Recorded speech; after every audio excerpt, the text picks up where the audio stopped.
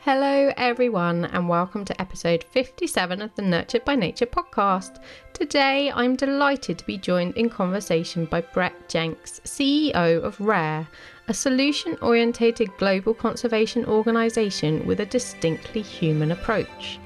RARE was established over 50 years ago and has an innovative approach to designing conservation solutions.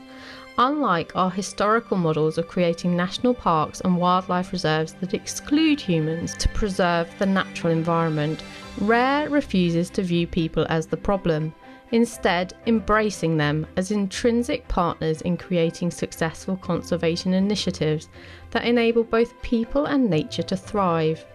Brett highlights several of RARE's established projects that are partnering with local communities around the world to give them the support to become successful stewards of their own natural world, including the Fish Forever project that utilises a community-led approach to restore, protect and sustainably manage coastal seas across 8 countries, and also Lands for Life, which is teaching regenerative agriculture to farmers across Colombia.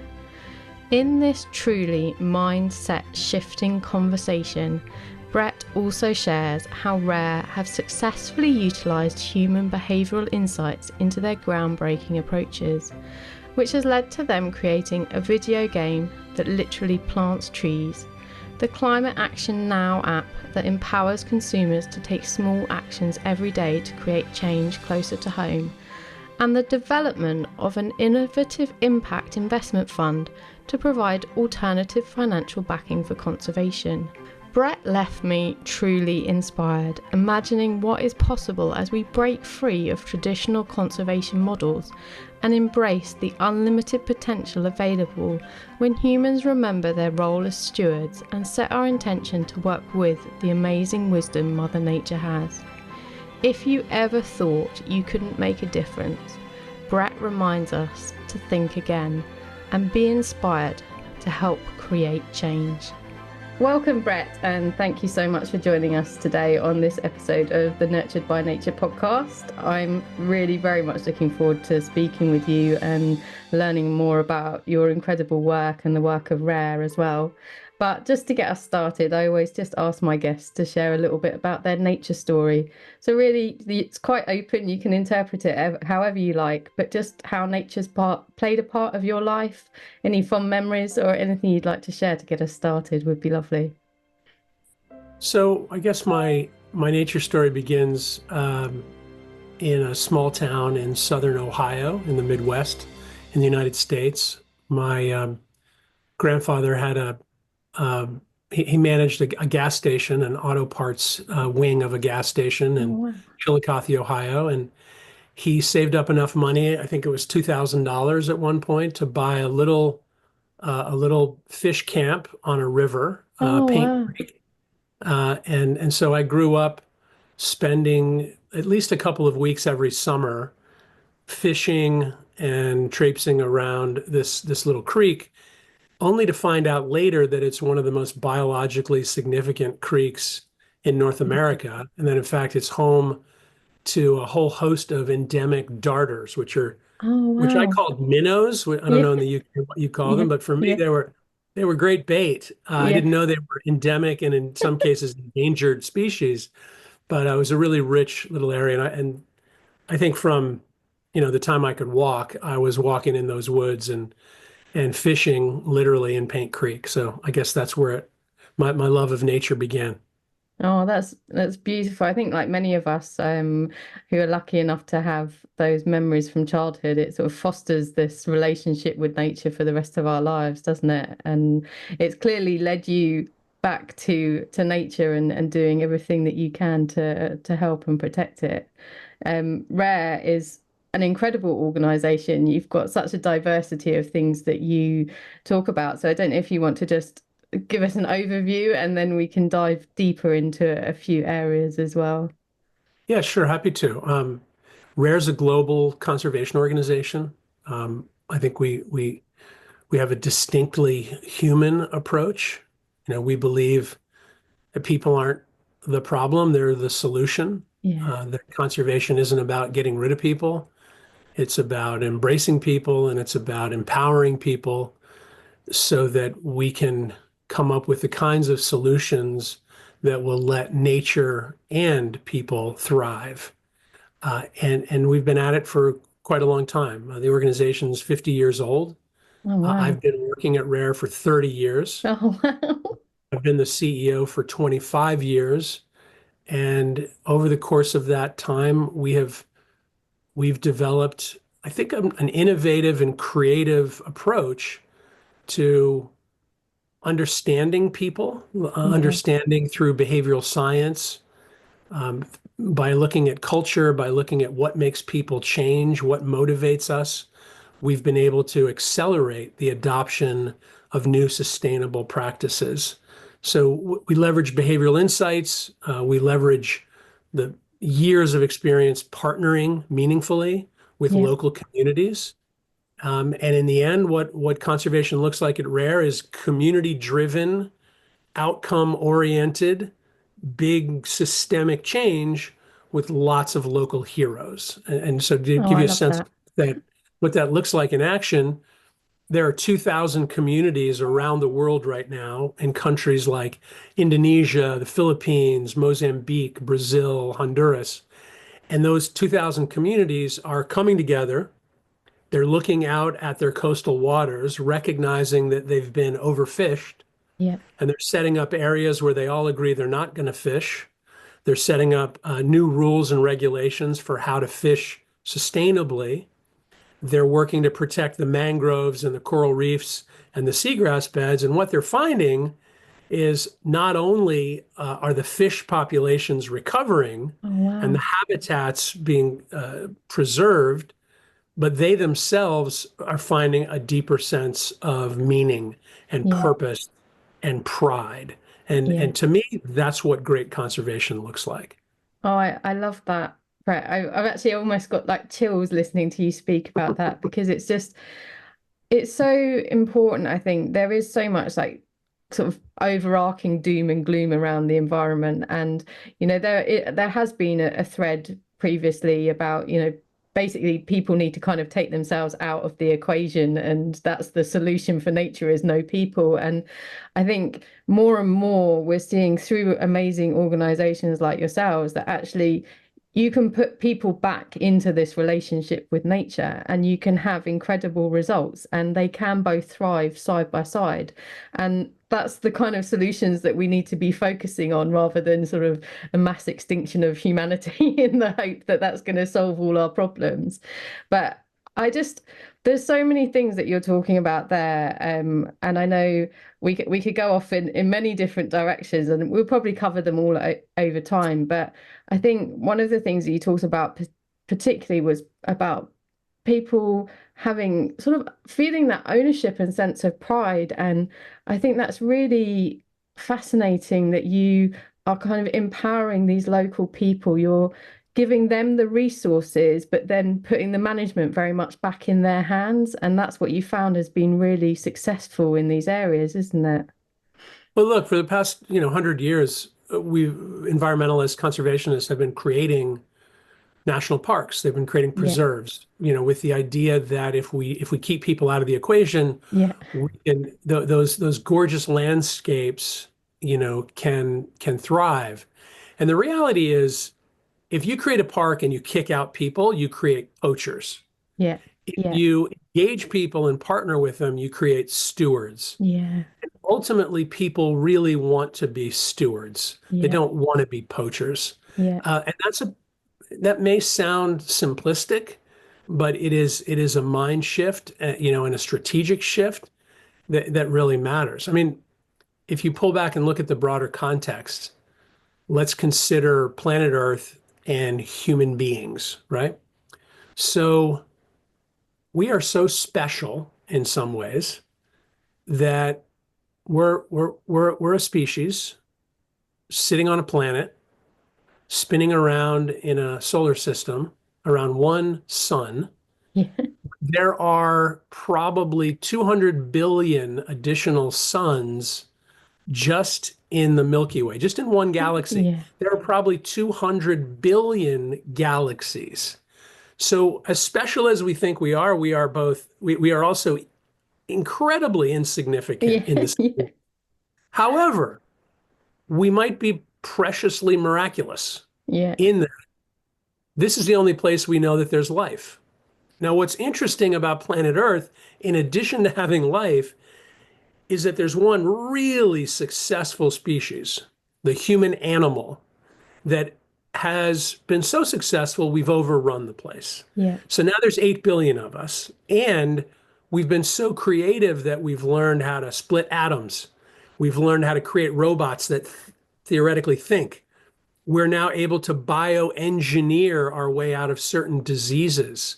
Yeah. Eventually, we're managing our own evolution, but we're doing so recklessly because when you look at the planet, the stable atmosphere that for the past 10,000 years, the Holocene has enabled us to create civilization and religion and art and poetry, and cars that drive themselves and interstellar, or at least interplanetary travel.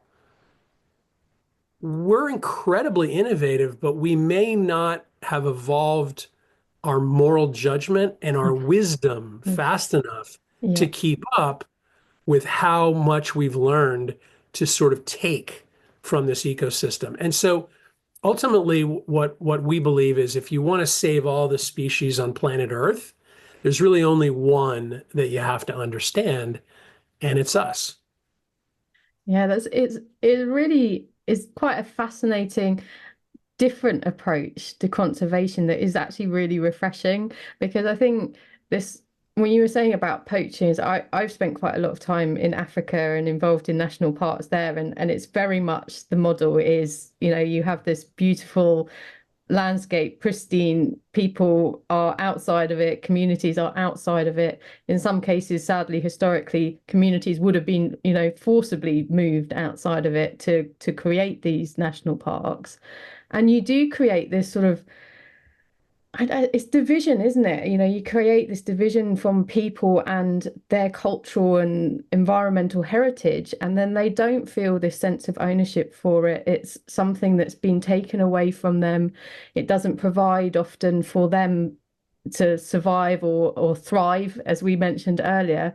And then they come and they do poach because they are struggling and they need the resources that are there and they don't receive benefit from it. So completely sort of turning that on its head, which is what you've done so successfully with your it's your Fish Forever project, isn't it? That you were sort of referencing there is it just shows that there is another way to do it, and we can do this in a way that does put people back at the heart of it and give them that sort of custodianship of it. And that just, like you were saying, it's about behavior, and it just sort of brings up all of these emotions in people, doesn't it? If they feel that they have responsibility for something and they have control over it, and then they start to see the benefits of like the fish returning and things, it sort of becomes a self-fulfilling cycle, doesn't it, for them? Yeah, absolutely. I mean, we're very careful to talk about empowerment in a way that isn't condescending. It's not like we're showing up to empower people to manage what is rightfully theirs. Yeah. There is something to be said for from an environmental justice standpoint for recalibrating the power imbalance Yeah. such that many local people, in some cases indigenous people living in a we describe them as the sort of these people are our partners, they're our friends, they're our family, they're our employees. They have for generations inhabited these places. Yeah. They happen to be some of the poorest people living in some of the richest places. So, we it's not just about, empowering really means restoring the power that they should and the rights that Yeah. they should have to manage their own destiny. But there's a lot of people who just don't agree with that approach, who think, that you have an overfishing problem because of fishermen and that Yeah. your job is to get rid of fishing. And yet there's a billion people who depend on coastal fisheries for their number one supply of animal protein every day. What are you going to say to them? So Yeah. when I mentioned Fish Forever, that is our biggest program, and it's become sort of a hallmark of the idea of managing common resources by enabling and facilitating the leadership of local communities to set their own rules and forge a sustainable future. We also have a program that works on regenerative agriculture in Colombia, in South America. It's called Lands for Life. I was just there last week, and the idea is there's millions of farmers who have 10, 5 hectares or Yeah. less. Yeah. They are eking out a living. In the case of Colombia, because they've had a civil war for 50 years, most of the farmers have had no agricultural extension service, meaning no good advice Yeah. for Okay. 50 years, just Yeah. multiple generations, to the point that when we started working with a pilot group of 200 local farmers several years ago, 94% of them had stopped composting. They had Oh, lost wow. the practice of basic composting, which Yeah. means, taking the detritus from your farm, Yeah. letting it sit so Yeah. that it can turn into fertilizer that's free. Yeah. Instead, these poor farmers were buying fertilizer from the Oh, sales folks. They were also then buying herbicides. So the way they farmed was putting a tank on their back and parts of the year spraying, yeah. fertilizer and parts of the year spraying pesticides. Yeah. When in reality, with a regenerative practice and just a little bit of assistance and encouragement, they can transition very quickly with pride and with grace and with dignity from being sort of polluting farmers to regenerative farmers. It's just that simple. Yeah. Of course, it's not simple to do at scale, but that's another thing we're working on. And then finally, we have a number of emerging initiatives that are related to, again, changing behavior, especially on the consumer side. So for folks like you and me, we who are living in England or Australia or North America, More sort of capitalist societies that, yeah. Yeah.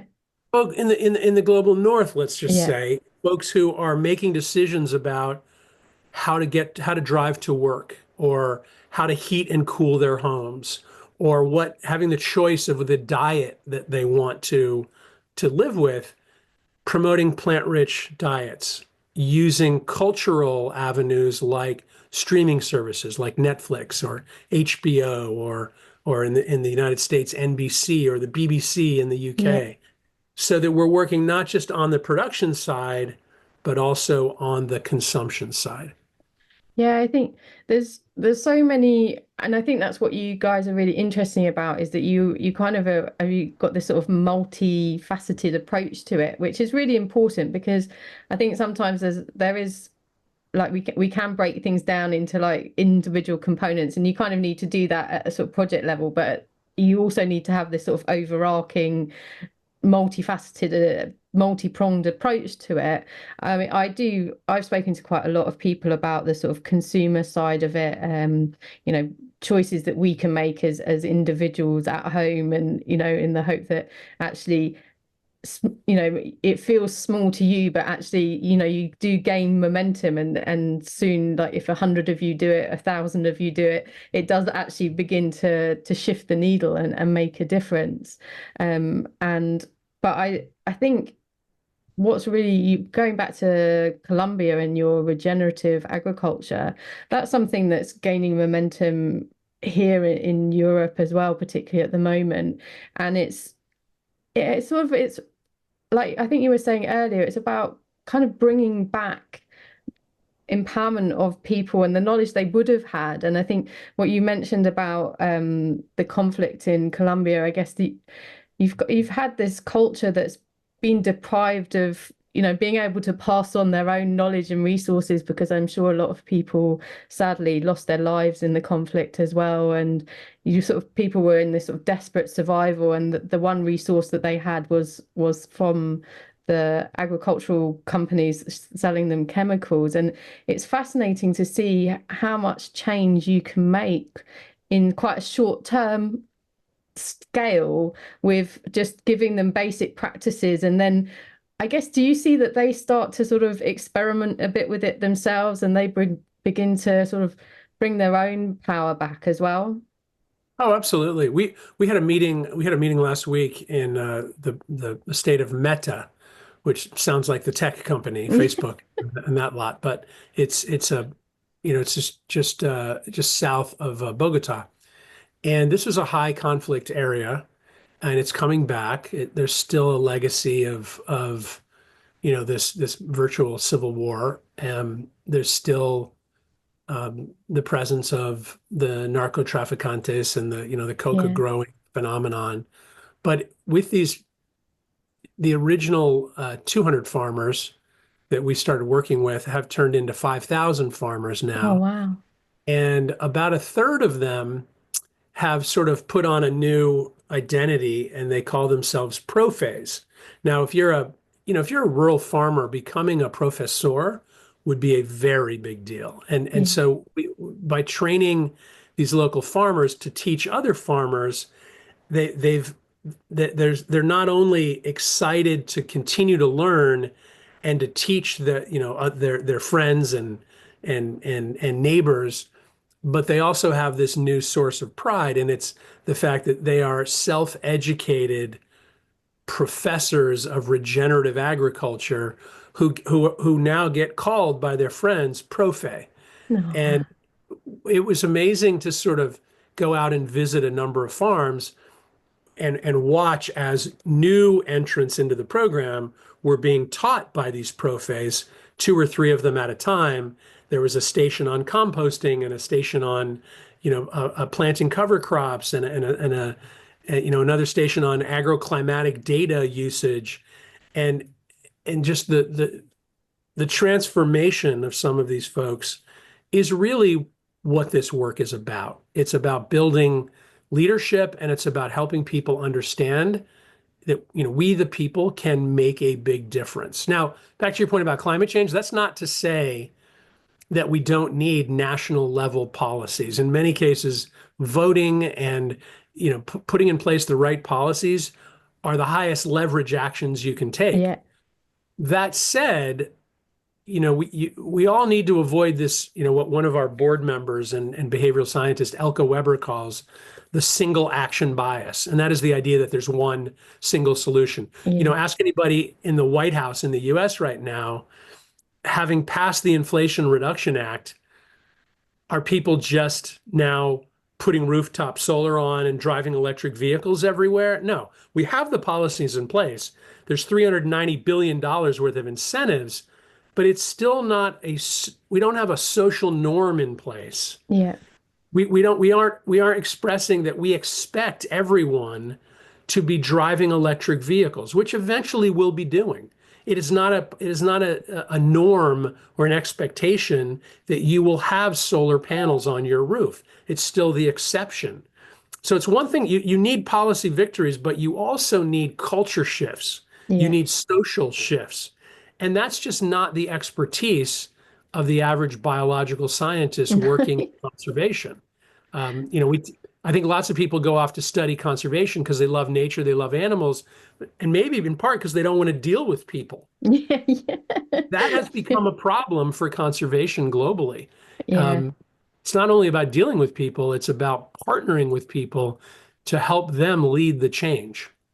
Yeah, I had a wonderful conversation a few months ago with the Garden for Wildlife CEO of the National Wildlife Federation from over in the America, and he had, like you, a fascinating background that wasn't really your normal approach to conservation, and it was by him bringing in all of that business sort of acumen, and he had a background from aerospace and startups, and he's just he took all of the amazing data that the National Wildlife Federation had in their impressive Garden for Wildlife program, and then has created a for-profit business out of it, which is allowing them to reach like multiples of what they could have possibly achieved before that. And I think that's something with you as well, because you have quite an interesting background yourself, that you were in journalism and then film production for a little bit as well. And do you see that you've brought that into the conservation space as well, and it's allowed you to sort of think in a different way to the sort of more science-based conservationists that were there predominantly before? I don't know. I think we all bring we all bring an individual perspective to the work. I deeply believe in working with the scientists Yeah. who many of whom have forgotten more than I'll ever know about the science, in their particular arena. So we have folks like Elke Weber on our board from Princeton, who's one of the leading behavioral scientists in the world. We have Dr. Steve Gaines, who's the dean of the Bren School at University of California, Santa Barbara, who's one of the leading lights on marine conservation. And then we have scientists, on our team. But I think Rare strives to be different. Yeah. And I think I've certainly embraced that and help that orientation. I also went back to business school after I became CEO of Rare, and I got a business degree, an MBA, in part because I wanted to understand more about strategy and management, and Yeah. part because I wanted to understand more about private capital flows and how business actually works. Um, but in terms of, I think we're very proud of taking an innovative approach. At times, people have accused us of being almost irresponsibly creative or innovative. So we end up with, a program on fisheries and a program on regenerative ag and a program on blended finance. Yeah. We have a center for behavior in the environment. We have a program in Hollywood working on cultural norms. And those are the nonprofit programs. We also have a for-profit holding company. And in that holding company, we have the world's first impact investment fund for coastal fisheries.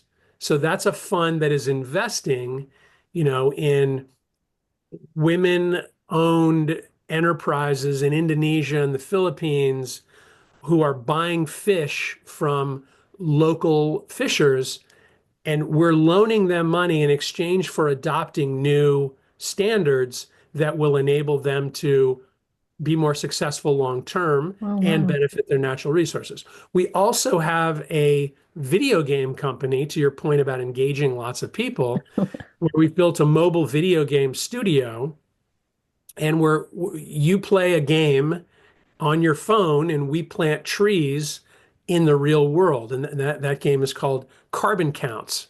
We are also a minority shareholder in a company called Climate Action Now, which is basically an app you use on your phone. And the app, based on where you live, where you're registered to vote, will give you 5 actions a day that you can take in about 3 minutes Oh, incredible. to advance the ball, so to speak, on climate action legislatively in your town, in your state, and federally. Oh, wow. So these are ways of us meeting our mission by having different sources of capital, private capital, Yeah. investment capital, different kinds of staff, the kinds of staff who are specialists in, consumer technology or, Yeah. building a highly engaging value proposition, in an app, the kinds of people who might not usually be found in a nonprofit environmental organization. And I think what that reflects is in part innovation, and in part it reflects a willingness to take risks, a willingness to fail, because we recognize this problem is so big that we Yeah. need everybody. We need Yeah. everybody to do Yeah. something. And so it's not just the scientist, and then it's not just the CEO. It's got to be those people creating culture, those people writing films, writing TV series. It's got to be folks who spend most of their time playing games on their phones. It's got Yeah. to be investors. We need all of us, because there's 8 billion of us who are part of the Yeah. solution. I think it's really, really important to I think what you're doing, like we've used this word a lot, but it's empowering. And I think you're also empowering the conservationists and the scientists. And like you said, like they have so much passion and so much heart for what they're doing. They have so much knowledge. They have been gathering this data, and they have often, sadly, been struggling to get that information across to people. I think that's where their challenge has really come, is to get people really engaged with the messaging that they're trying to deliver, and to sort of translate it to the everyday person. And that is really important. I mean, I know in this country, and I suspect it's possibly quite similar in America, but the amount of money that's donated to the environmental charities is minuscule. I mean, I think it's something like 5% of all the charitable donations goes to the environment and wildlife. And so this idea of your innovation around funding and financing is really important as well, because we need to find ways to get that money going into these solution driven initiatives that you guys are creating. And I think your investment impact fund is quite interesting. It's been up for a while, hasn't it? And I think you've had a lot of learning along the way, but it's a really interesting idea to approach conservation and bring these sort of different ideas into this space. It's been we've learned a lot. We started 7 years ago, and the goal was to bring new kinds of capital to Yeah, coastal fisheries. And the goal was to demonstrate that you can, the goal was really to make clear these local enterprises are investable. Someone just needs to take the time to understand the context yeah, in which they operate. So, if you're investing in a small business in Indonesia, you need to have Indonesians vetting the small business. You, yeah, you need to help the small business owner have the kind of bookkeeping that will let you understand what their cash flows are, to know what kind of loan that would be, acceptable yeah, and beneficial for the company. And that's the kind of work that there aren't that many private lenders who want to do. yeah, So this is all a part of transitioning, essentially breaking our mindsets. You look at the planet and you think of the natural systems that we take for granted. Imagine trying to refreeze the polar ice caps. Imagine trying to restart, the flow of oceanic water that moves our weather around the planet. Imagine trying to restore coral reefs that take thousands of years to establish themselves. Or yeah, or we're kidding ourselves that we think we're smart enough to have technology solve all of these problems for us. Nature has been at it for billions of years. It's so much cheaper to let it do its job yeah, than to try to recreate it in a laboratory. yeah. We're just never going to get there fast enough. So we need technology, we need policy, but nature is a big part of the solution. Um, period. Yeah.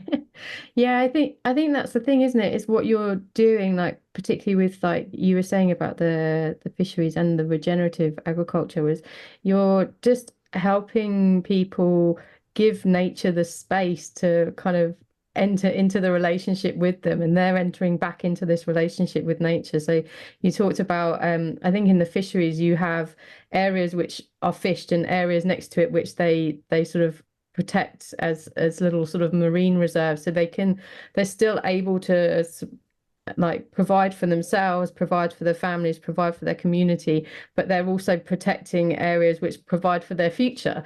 And it's that sort of giving that kind of relationship back to people, isn't it? To be working with nature rather than against it or sort of exploiting it. Yeah, I mean, the key is our mission statement at Rare is very clear and very short. It's inspire change so people and nature thrive. And the way that we do that is by enabling, inspiring, empowering, providing inputs, training, capacity, a little bit of money at times, so Yeah, that people can do what they believe is the right thing to do. And that is to let nature continue to be the gift that it has always been. Um, that's the best way to advance conservation. You mentioned a few times your behavioral it's behavioral and design, isn't it? Center that you have. So you bring together, like you mentioned earlier, like the social sciences, and but you also bring designers together, don't you, to kind of basically create these climate solutions for people, but in a way that brings in the science from conservation, but brings in all of these other, expertise. And that's been quite groundbreaking, hasn't it, for you guys and the projects you've created, but you also help other people, don't you? Yeah, we spend a lot of time training other people. We have trained in the last 5 years, I think almost 5,000 practitioners Oh, wow. from other nonprofits, other organizations, government agencies, and in fact, corporate employees as well. And what we're training them in is really two arts: the art of leveraging behavioral insights and the art of human-centered design. So if you think about it, why does that matter? If you want to sell a product to someone, you really need to understand that someone. Yeah. You need to understand how they're going to use the technology. You need to understand what their daily lives are like, what their needs are, what they value, where they're going to be sitting when they use it. Do they own? Do they rent? Do they drive a car? Do they walk to work? What climate do they live in? Who are their friends? How do they interact with their friends? If you build a product just because you think you would like it, you're building it for yourself. For years, I think many people trying to make change in the world have built products and services based on what they think the world needs. Okay. If you don't, we call it putting on the empathy glasses. If you don't firmly put on those glasses and walk for days in the shoes of the people who you are trying to partner with, the people you are trying to introduce a new technology to, or to the people you are encouraging to express their values, or perhaps in new ways, that's human-centered design. If you're not willing to take the time to do that, you're greatly increasing your chance of failure. Okay. You're increasing the likelihood that you're not going to meet them where they are. Yeah. And so that's where behavior-centered design becomes so important. You need to know the audience. Then, if the audience in each of these cases is a human being, there are some knowable biases. There's some knowable insights. There's some levers for change that are really useful to know. Like, humans tend to follow, they don't lead. We all tend to want to fit in. Now, you can go back into our evolutionary history and understand, just like in watching, for most people, their closest they get to nature is watching a nature show. Yeah. Well, you know what happens when, an older lead alpha animal gets left behind. You Yeah. know what's about to happen to them. So we are instinctively inclined to want to get along, to want to dress similarly, to want to talk similarly, to want to have a job that is socially acceptable, to want to be part of the tribe. Because if we Yeah. get left behind, it usually increases our risk of losing our lives. It's that simple. Yeah. So if you understand that, then you understand, well, maybe we need to make sure that the desirable behavior is observable, because it's something you do. If it's something you do in private and no one ever sees it, then how are you going to set a new norm, Yeah. right? So now imagine that now you're in a fishing community. Well, what if everyone who is signing up to fish sustainably decides to paint the big insignia of our joint program on their sailboat, on their sail?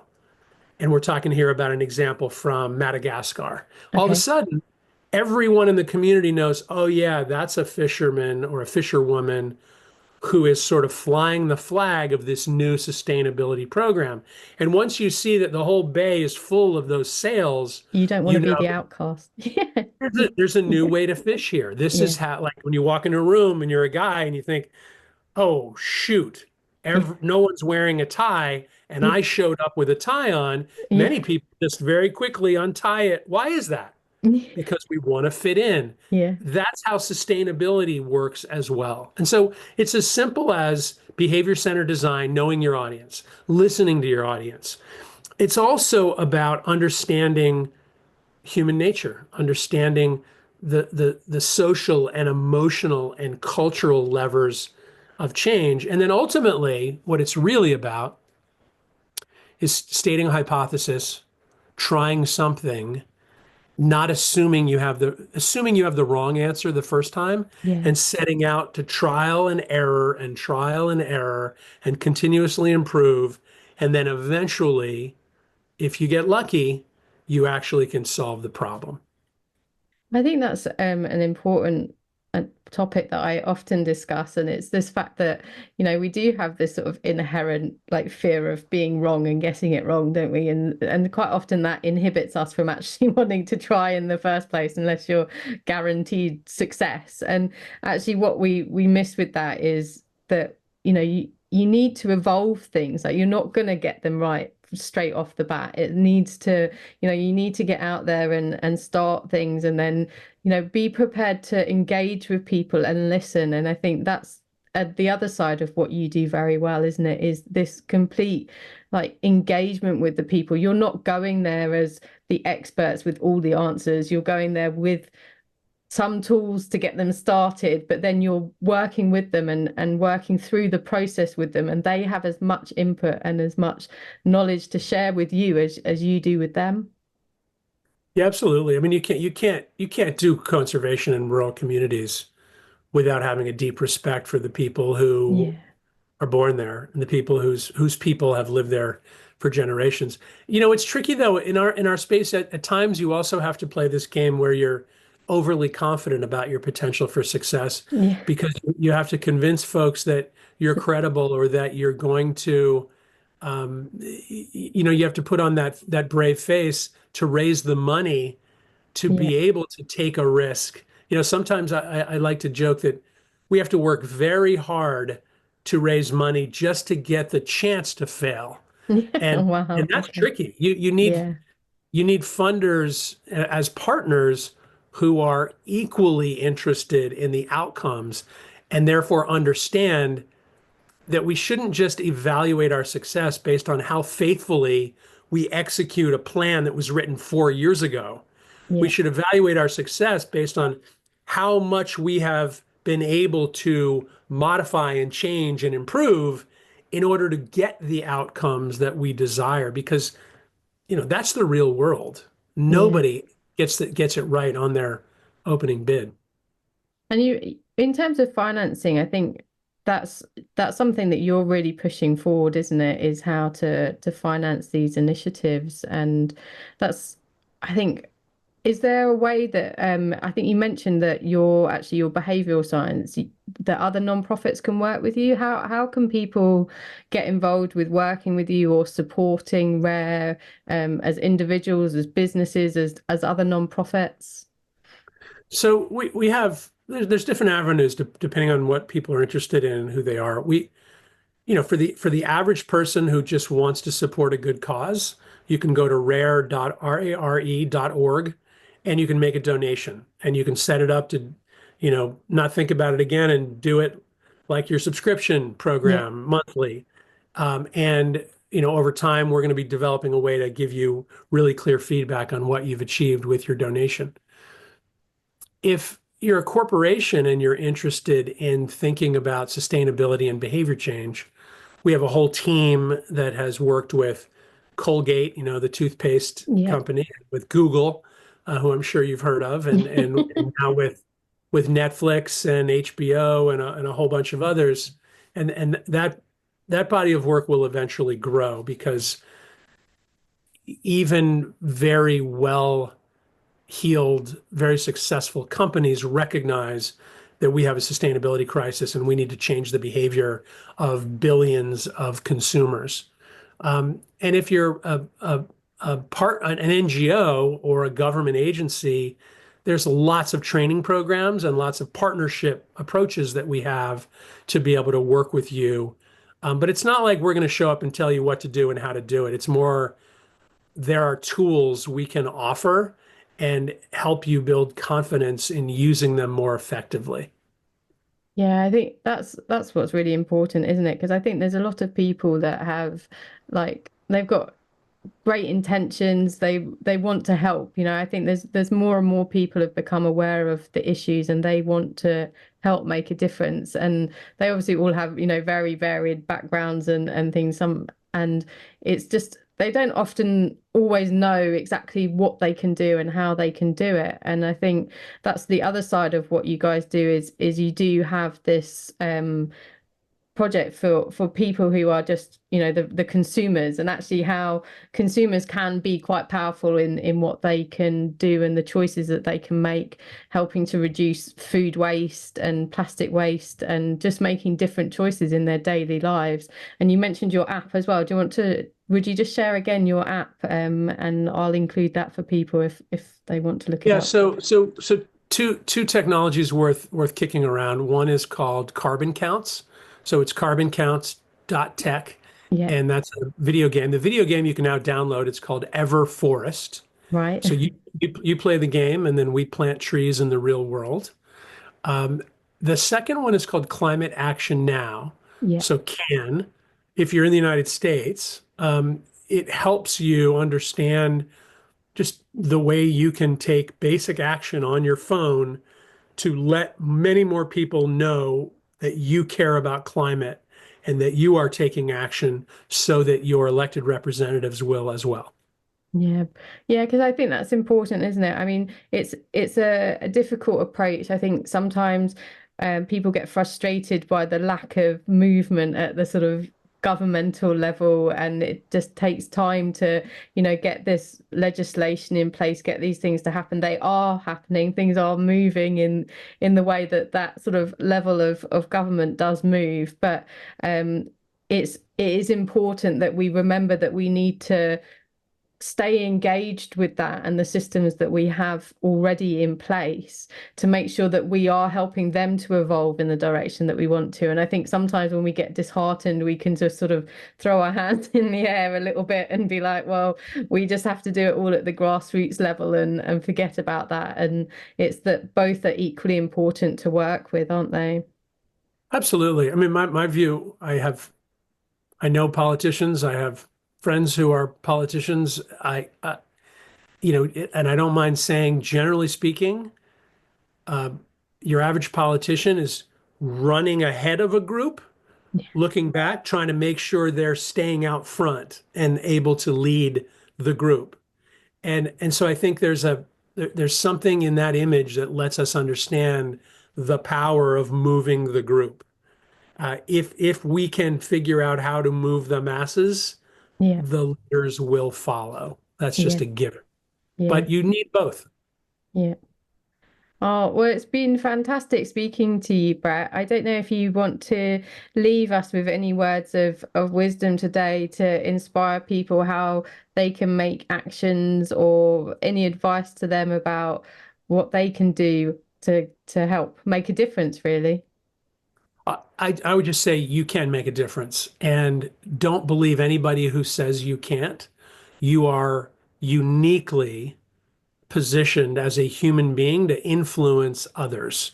So vote and give and make your personal life match your values.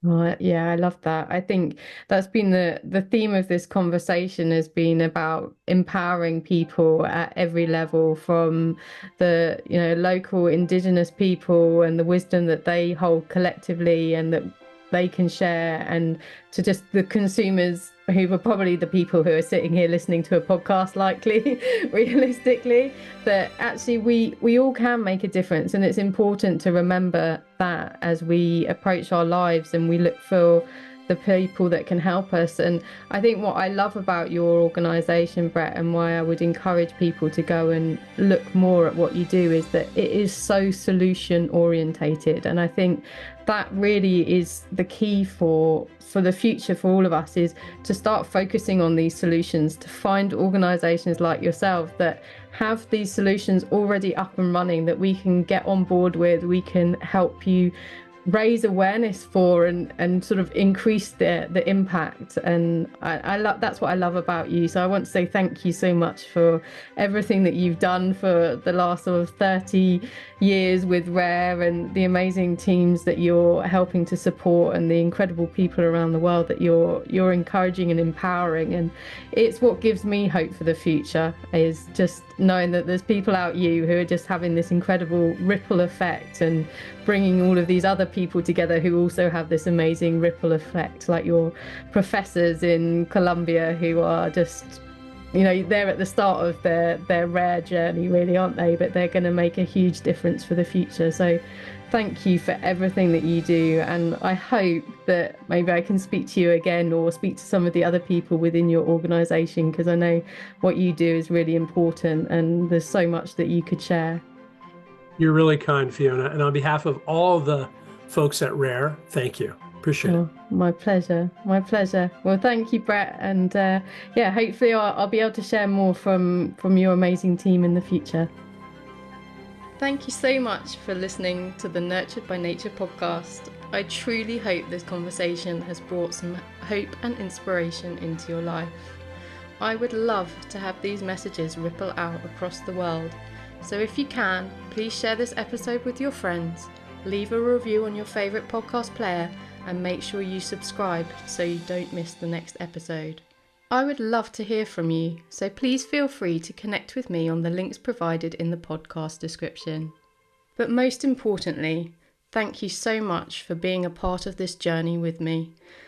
But don't forget to simply get out there and enjoy the natural world.